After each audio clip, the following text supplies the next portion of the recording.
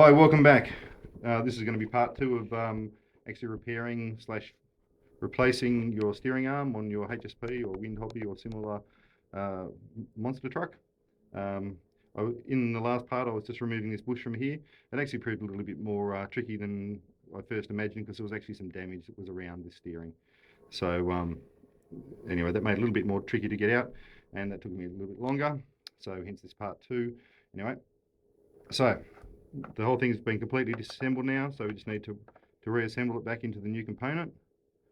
The bearing, that should push in, nice snug fit there.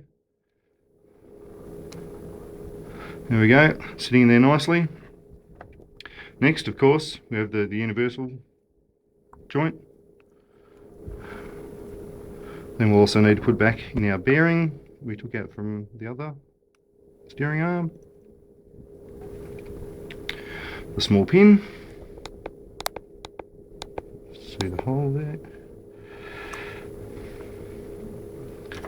Okay, and our plastic cap.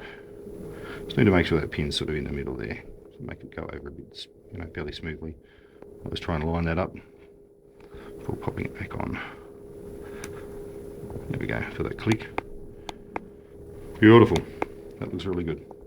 Okay, so now we're going to put it back together. But before I do that, what I need to do is I need to get the thread locker ready to roll, because we want to get some of that on all the components. I'm just going to put a couple of dabs in here and here. This stuff recommends that you put it on both surfaces, and we've also got some on there as well, so there, that'll stay wet for a couple of minutes, so it's okay. We don't need to panic and rush. Okay, so we're going to put it back in. Okay, we've still got our bush down the bottom in that arm there. We need to make sure that our dog bone or drive shaft is actually pressed up into that gearbox in the right location. And then we need to lift it up. And at the same time as you're trying to line that up with the dog bone, you need to, now let's use a screwdriver for this. I need to get the little bush off into the top. You need to have that sit there while you slide it in. Okay, so let's put that, slide that under there so it holds that pin up. Whoops. We'll take 2 on that one. The dog bones drop down as well. Sometimes this can be a little bit fiddly, so just be patient, take your time. Okay.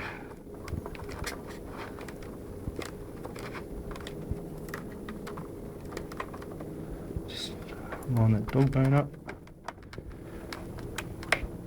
Let's try not to drop that bush out of the top. Just proving a little more difficult than usual.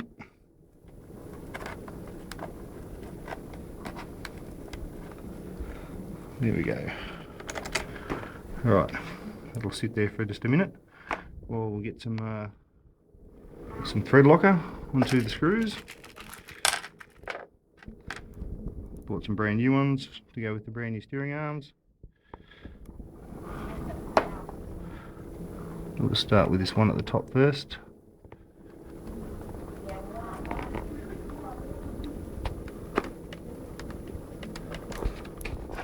It's just going to drop in there.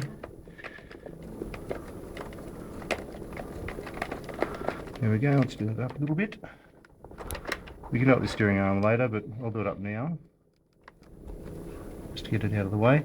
Now this is metal going into plastic, so you can use some sort of super glue or Tarzan's grip or something like that to help bind that and keep it from vibrating out.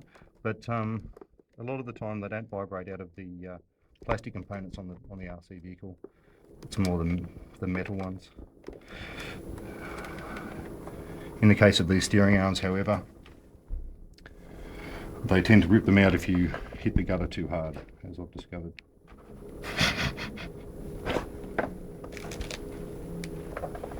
More thread locker at the bottom.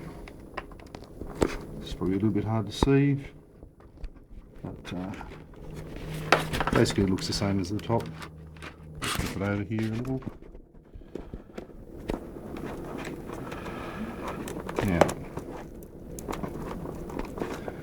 one other thing I should mention with the thread locker is that you need to be patient, and you're probably better off leaving it to set for about 24 hours before you actually use your buggy, if you can. Okay, now that's pivoting there nicely. Car's pivoting too. Okay, there we go. So now we're ready to just put the other steering arm back in.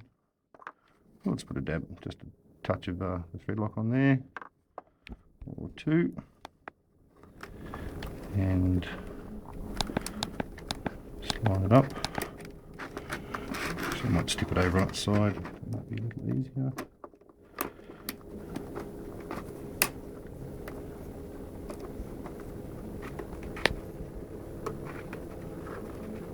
Sometimes this can be fiddly, especially because they're so small, but still bring you a lot of fun. And I'll just pop that nut back onto the top there as well while I do it up with the screwdriver. I'll do that as well, so I need a little bit of work in a minute. I'll tighten it using the spanner.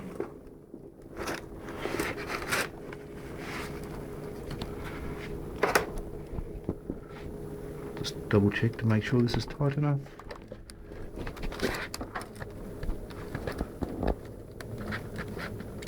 Yep, looks good. Okay, so with the screws tight there, it's tight underneath, it's been replaced. So all there is now left to do is replace your wheel. If you own one of these, you know how to do that. And we are done. Thanks for watching, and thanks to my amazing cameraman Daniel, and I look forward to some more repairs when we get around to them. Cheers.